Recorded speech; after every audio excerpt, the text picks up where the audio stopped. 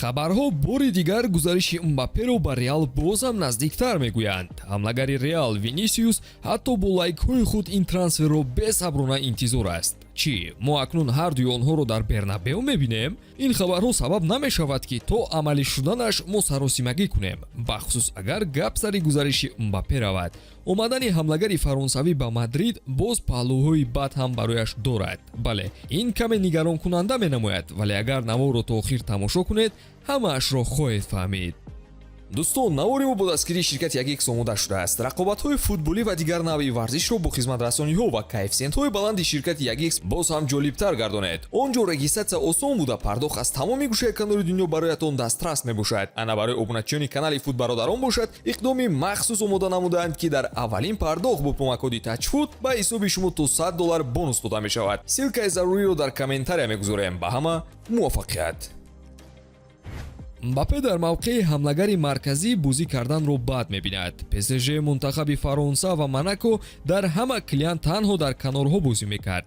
агар ба Мадрид пайвандад, ба фикрам ӯро маҷбур мекунанд ки дар маркази ҳамла бозӣ кунад, чунки Реал аллакай вингерҳо дорад, вале нишонзани хуб надорад. агар Килианро оварда маоши баланд таъмин кунанд, беақлӣ мешавад боз рафта ҳамлагар кӯбанд. барои ҳамин дар мавқеи ҳамлагар мондани ӯ осонтар менамояд.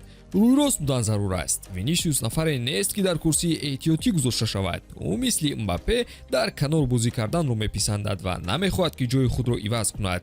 Мбаппе бошад бояд ки худро ҳамлагари асосӣ созад. аз ҳама сценарияи хуб бошад он аст ки тактикаро ба 4-4-2 гузаронда Винисиус ва Мбапперо дар ҳамла гузоранд, ҳарчанд ин ҳам ҷои мехостаи Килиан нест. шумо агар ба ҷои Мбаппе мебудед, чӣ қарорро қабул мекардед? оё шароити пешомада интихоби дуруст мешавад? ростқавл бошед. ла лига дигар шудааст. эл классикою Мессиву Роналду дигар ҳассосият намебахшанд. Пеп ва Мавриньо дигар бозиҳои нангин надоранд. яъне мо акнун сояи он ла лигаи қаблиро мебинему халос. феълан гузариши Мбаппе ба Премер-лига бештар ба фоидаи ӯ мешавад. чаро? чунки он ҷо ӯ бештар қадр дорад ва имконият бештар барояш пайдо мешавад. ҳамчун ситораи насли футболии худ, Мбаппе бояд ҳама шароити лозимаро дошта бозӣ кунад. Эрлинг Холланд инро дарк кард ва ба ҷои гузариш ба Бавария, Реал ва ё Барселона ӯ Манчестер Ситиро интихоб кард. Холланд ин корро барои даста шуда накард, балки реалистӣ ҳолатро баҳо дод. расо 1 сол баъди гузаришаш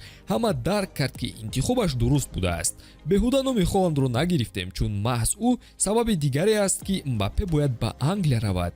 пӯшида нест ки рақибони насли нав ин Холланд ва Мбаппе мешаванд. агар чунин рақиби инфиродӣ дошта бошӣ, хубаш ки дар як сатҳ бо ӯ рақобатро идома диҳӣ. гузариши Криштиану ба Реал Мадрид соли 2009 ҳам ӯро ва ҳам Мессиро ба рақобати таърихие даровард. факти оне ки онҳо ҳар сол ба камӣ 2 маротиб ба ҳам меомаданд, омили талош барои ҷом ва дастовардҳои инфиродиашон мешуд. бале, онҳо ба лигаи худ фоида аз рӯи ҷалби тамошобинон меоварданд, вале рақобаташон ба ҳарду бештар аз он таъсир кардааст. бо ҳамин роҳ онҳо шӯҳрати зиёд пайдо карда, ҳолати молиявияшон қавӣ гашт ва аз ҳама муҳим, ҳарду худро футболбози беҳтарини ҷаҳон сохтанд. ба ҷуз ҳар мавсим то 50 голӣ доштан, Месси ва Роналду дар Лигаи Чемпионҳо ҳам дурахши таърихие доштанд. агар он ҳама рақобатҳои ҳафтаинаву рӯзона намебуд, ин дастовардҳо низ намешуд.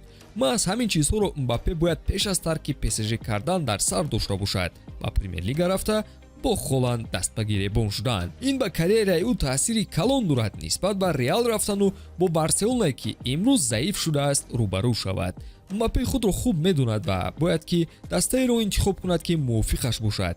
он даста Реал Мадрид нест. таърих борҳо нишон дод ки Реал Мадрид новобаста аз кӣ будани бозингар вақташ ки расад ба осонӣ аз ӯ раҳо мешавад. байни Криштиану ва Перес чӣ шуд, шумо хуб огаҳ ҳастед. Роналду маҷбур шуд ки соли 2018 тарки даста кунад. ҳамзамон муносибати Перес бо Зидан ҳам ҳаст ки сабаби тарки даста кардани мутахассиси фаронсавӣ соли 2021 шуда буд. баъди омадани Мбаппе нофаҳмоии ӯ бо президенти даста аз назар дур нест. боз моҷарои наомадани Килиан ба Мадридро соли гузашта гирем, аниқ ки чӣ гапе дар пеш интизор аст ва оқибати он ҳама ба хубӣ анҷом намеёбад. хулоса кӯтоҳ карда гӯем, Реал аллакай ситора борон аст ва ҳайаташ ҷой надорад ки Мбаппе дар он худро роҳат ҳис карда бозӣ кунад. ба Реал топ ҳамнагари марказӣ лозим аст ки Мбаппе ба он эҳтимолан рост намеояд. фикри худро дар ин бора дар комментария нависед ва ҳатман ки наворҳои ҷадидро мунтазир бошед. хайр дӯстон.